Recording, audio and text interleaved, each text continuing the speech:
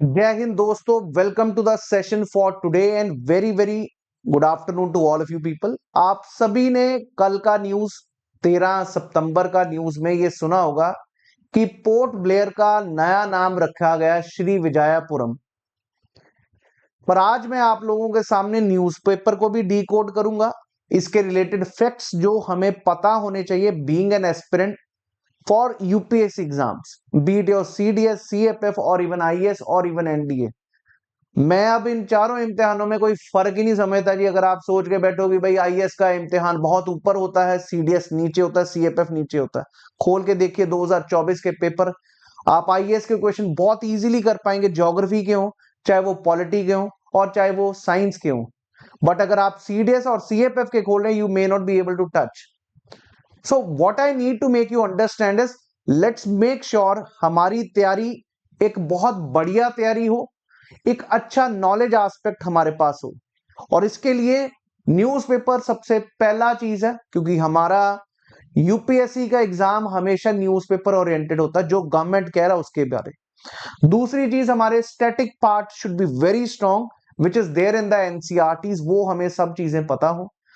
तीसरी चीज, इसके रिलेटेड प्रीवियस ईयर क्वेश्चन जो भी यूपीएससी ने पूछे आपके आईएएस के पेपर में, सीडीएस के पेपर में, सीएफएफ के पेपर में, उनको देखा जाए।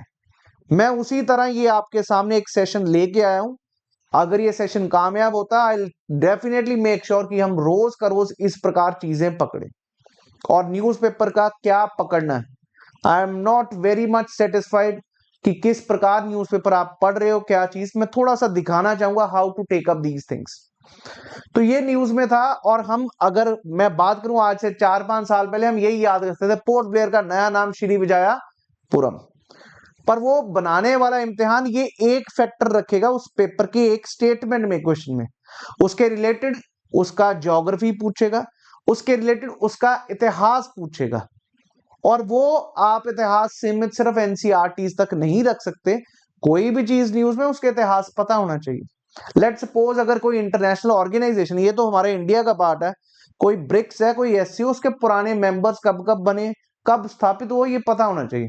ठीक उसी प्रकार हमें इस चीज को भी समझना। आइए जरा दिखा देता हूं क्या क्या चीजें, हम तीनों चीजें कवर करेंगे with respect to geography. You all know, हमने ज्योग्राफी में बहुत बारी अच्छे से इस चीज को समझा हुआ, बहुत तरीके से इनको पढ़ा हुआ है। I hope everybody is able to see. अब पहला तो भाई न्यूज में पोर्ट ब्लेयर हमें पता होना चाहिए। भाई Andaman Nicobar group of islands हैं। आप अगर देखो तो अंडमान में अकेला अंडमान नहीं है जी। अंडमान में आप अगर अंडमान की भी बात करो, वो भी डिवाइडेड है, north Andaman, middle Andaman, south Andaman और लिटिल अंडमान। तो ये 4 आइलैंड्स हैं अंडमान के। और फिर 10 डिग्री जो सेपरेट करता है निकोबार ग्रुप ऑफ आइलैंड्स को, कार निकोबार। उसके बाद अगर हम देखें कार निकोबार, ग्रेट निकोबार और ये 2 आइलैंड्स, क्लियर है जी। अब यहां पर लिटिल निकोबार भी है और फिर ग्रेट निकोबार, सदर्न मोस्ट तो ग्रेट निकोबार है। और 10 degree channel which separates Andaman and Nicobar. ये तो हो गए बेसिक फाउंडेशन, ये सभी लोग समझ पाते हैं कि भाई ये पता है। अंडमान निकोबार की हाईएस्ट पीक भी हमने पढ़ रखी है, सेडल्स पीक, और वो नॉर्थ अंडमान में, ये भी आपको याद होना चाहिए। और अंडमान निकोबार से ऊपर जो म्यांमार है, म्यांमार और अंडमान के बीच में जो चैनल है which separates, that is Cocos channel. This one also you need to know. Cocos Channel is the one which separates Myanmar from the Andaman Nicobar islands. 10 degree भी समझ आ गया, ये चीज देखते हैं। अब यार सबसे इंपॉर्टेंट, पोर्ट ब्लेयर, जो कि अंडमान निकोबार की राजधानी है। आप सभी को पता अंडमान निकोबार एक यूटी है। इसके बारे वैसे ही हमें पता है कि भाई ये एक्सटेंशन ऑफ हिमालय है, ज्योग्राफी में हमने पढ़ा हुआ है। यहाँ पर आपको कोरल्स भी मिलते हैं, और भारत में एक्टिव वॉल्केनो जिसका नाम बैरन आइलैंड है वो यहीं पर है। और एक डॉर्मेंट वॉल्केनो नारकोंडम आइलैंड, वो भी यहां पर है। पोर्ट ब्लेयर पूछे अगर, port Blair lies in north Andaman, middle Andaman, south Andaman, एक तो ऐसा फैक्चुअल क्वेश्चन, क्योंकि पोर्ट ब्लेयर न्यूज में है, नया नाम रखा गया, तो उसकी जगह पोर्ट ब्लेयर की जगह लिख दे Vijayapuram lies in which island, it is south Andaman. This is first aspect which everybody should be knowing. ये मे भी आपको न्यूज़पेपर में ना मिले कि भाई ये कहां पर स्थित है, ये ज्योग्राफी एस्पेक्ट हो गया। क्लियर हुआ सभी को। और वैसे ही अंडमान निकोबार न्यूज में आपको पॉलिटी एस्पेक्ट भी अगर याद हो, अंडमान निकोबार का जो हाई कोर्ट है वो कोलकाता में है। Again very important aspect. Geography, human geography की अगर बात करें तो हमें यहाँ पर ट्राइब्स के नाम भी पता होना चाहिए, कौन कौन से। ये भी पेपरों में कई बार आ चुका है, यूपीएससी के प्रीवियस ईयर पेपर्स में। ऑनजिस, सेंटिनलीज, क्लियर। अंडमानीज, निकोबारीज तो सभी समझ जाएंगे। सेंटिनलीज, जरावास, वो यहाँ पर ट्राइब्स है जो मिलती हैं, और वो निग्रिटो यू कैन से को बिलोंग करते हैं विद रिस्पेक्ट टू रेस। ये सभी को क्लियर है जी। तो मैप को भी देखना बहुत जरूरी है। कोई भी चीज न्यूज में, इंटरनेशनली भी और इंडिया वाइड भी, हमें पता होना चाहिए भाई पोर्ट ब्लेयर है क्या। क्लियर हो गया ज्योग्राफिकल एस्पेक्ट। इस अंडमान निकोबार में इन्वायरमेंटल एस्पेक्ट भी बहुत जरूरी है। कौन कौन से नेशनल पार्क है? सेडल्स पीक तो हमने समझ लिया। Middle button, north button, south button, Rani Jhansi marine national park कल को पेपर में आ जाए तो you should be knowing it is an Andaman Nicobar. Mount Harriet national park is there, Mahatma Gandhi Marine National Park, and then you have is Campbell Bay and Glathia Bay. So you should be knowing about these national parks also, which are lying in Andaman Nicobar. एक ही बार में पूरी list पकड़ के बैठोगे याद नहीं होगी, एक लॉजिक से चलोगे तो बिल्कुल चीजें क्लियर भी होंगी और अच्छे से तरीके से याद भी कर पाएंगे। तो ये था मेरे दोस्त geographical aspect. Now let's come to the newspaper aspect. Newspaper ने सब कुछ दिया इतिहास, आप किताबों में मत ढूंढे। ये कल का इंडियन एक्सप्रेस का अखबार में प्रॉपर दी हुई थी खबर, यहां तक इन्होंने यहां पर भी कवर की। उसके बाद मेन पेज पे भी दी है historical connection to Chola conquest of Shri Vijay. ये सारा एक ही अखबार में आया और वो इंडियन एक्सप्रेस में आया था जी। अब अगर मैं बात करूं पोर्ट ब्लेयर, आप सभी को पता है which is in Andaman Nicobar islands, जिसका नाम श्री विजयपुरम रखा गया, ये सभी को पता होना चाहिए। और had an unparalleled place in freedom. अगर मॉडर्न हिस्ट्री की बात करें वहां पर बहुत बड़ा इंपॉर्टेंस था, क्योंकि यहां पर सुभाष चंद्र बोस और यहां पर सुभाष चंद्र बोस ने तिरंगा फहराया था, और दूसरी तरफ वीडी सावरकर आप सभी ने जानते हैं यहां पर उस समय जेल में रहे थे। He had spent a term. So this is what they have written here. उसके बाद अगर बात करूं द श्री विजयपुरम क्यों नाम रखा गया, reflects our struggle for freedom and the contribution of Andaman Nicobar in it. So this is again very important part. This is the island which played the important role of naval base in Chola empire. अब ये चोला umpire में कैसे relevance रहा उसके बारे अब हम समझेंगे। वो चीज यहां पर दे रखी है जी, Port Blair was named after Archibald Blair. अब ये पोर्ट ब्लेयर का नाम जो है वो कहां से आया? आर्कीबाल्ड Blair is a name of the person who was basically naval surveyor and lieutenant in the Bombay Marine. So he was the first officer to carry out a thorough survey of Andaman Nicobar. और श्री विजया, ये was the name of the empire that had its base in Sumatra. तो ये श्री विजया नाम Sumatra में जो base था किस umpire का, उससे लिया गया ये नाम। Is everyone clear? तो ये एस्पेक्ट भी जानना जरूरी है, चोला अंपायर में क्या रेलेवेंस था, ऑल दीज थिंग्स। और यहीं से expansion of Buddhism started. Is everyone clear about this thing? Now another aspect is a strategic naval base by 11th century Chola Rajendra one, ये भी नाम याद हो, उन्होंने अटैक किया था श्री विजया पर यहां पर। अब it is a historic connection, यहां पर यही चीज दी है। आर्कीबाल्ड पक्का नाम याद रखें, जो सर्वेयर थे जिन्होंने यहां पर सर्वे करना शुरू किया था, वहीं से नाम आया पोर्ट ब्लेयर, क्योंकि ब्लेयर उनका सरनेम था। Everybody is clear about this thing? Now another important part is establish safe base. आपको पता है ये बाद में सेलुलर जेल भी बना। इसके मैप को देखें तो इंपीरियल श्री विजया के बारे में हमने बात की, सुमात्रा के जो इंडोनेशिया का सुमात्रा आइलैंड है वहां पर श्री विजया का रूल था, उसके ऊपर अटैक किया था चोलास ने, राजेंद्र वन ने।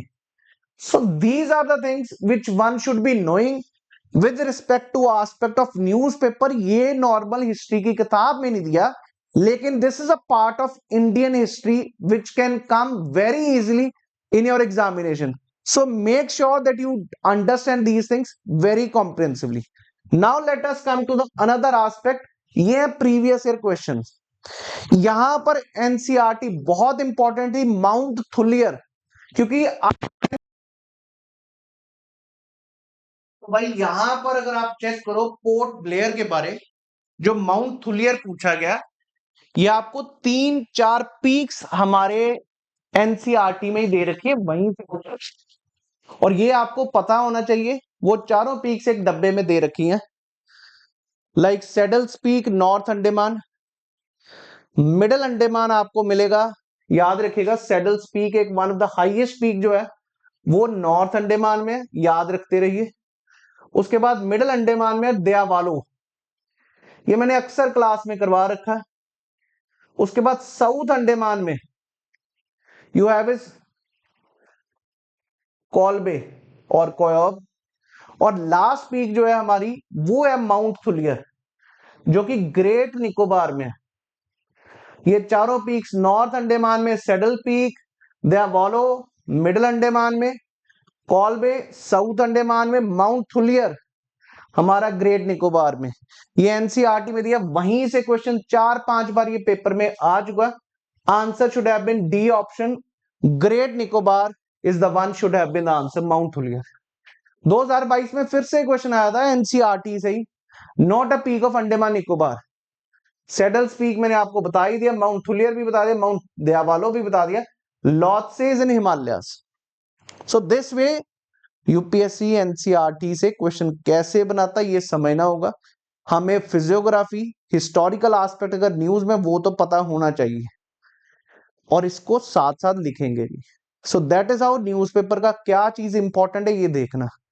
कल ही अखबार में आपने न्यूज़पेपर में गवर्नमेंट स्कीम्स के ऊपर भी पढ़ा होगा कि आयुष्मान स्कीम है सरकार की, अगर आप सभी जानते हो, जन आयुष्मान स्कीम, जिससे 5 लाख का इंश्योरेंस कवर मिलता है अगर आपको कोई प्रॉब्लम होती। पहले था सिर्फ गरीबों के लिए, those people are who are living in BPL family.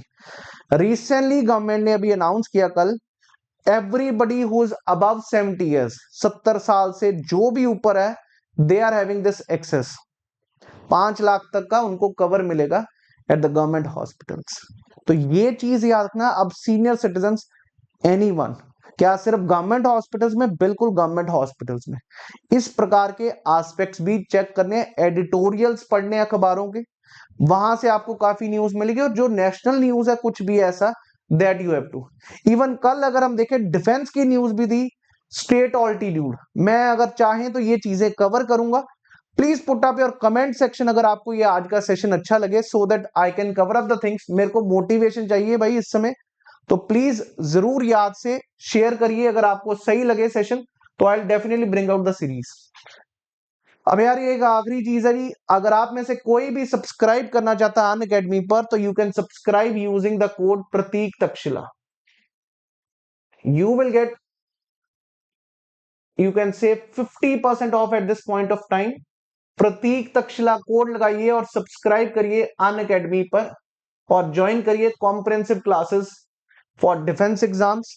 Vijay complete batch for ND1 2025 is beginning from September 14. It's a comprehensive batch जिसमें top educators are going to guide you people. Same way Lakshya complete batch CDS1 2025 is beginning from September 14, 2024. Again, these educators will be guiding you very thoroughly for the CDS exam at the current pattern. अगर आप में से कोई भी subscribe करना चाहता है, आप अनअकैडमी के ऐप पर, वहां पर प्लस और आइकॉनिक कोई भी यूज कर सकते हैं, चूज करके। आप 12 मंथ्स का सब्सक्रिप्शन ले रहे हैं, सो दैट इज फॉर 5874। इसके ऊपर आपको 50% ऑफ भी मिलेगा अगर आप यहां पर प्रतीक तक्षशिला कोड लगाएंगे। Same way iconic subscription is for 8374, उसके आपको 50% ऑफ मिल जाएगा अगर आप ये कोड लगाएंगे। इसी प्रकार सीडीएस में सेम 5874 एंड यहां पर 8124 पे आपको 50% ऑफ मिलेगा जी। अगर आप टेलीग्राम पे जुड़ना चाहते हैं अनअकैडमी पर, तो जरूर इस QR कोड को स्कैन करें और जुड़े। इंस्टाग्राम पे जुड़ने के लिए इस पर, और मेरा टेलीग्राम पेज है जी M Defence. M Defence you can join for getting updates with respect to the special classes, with respect to free material, everything. So ये था आज का session about Andaman Nicobar with respect to current affairs part and the static part. I hope you people enjoyed the session. Thank you. Jai Hind everyone.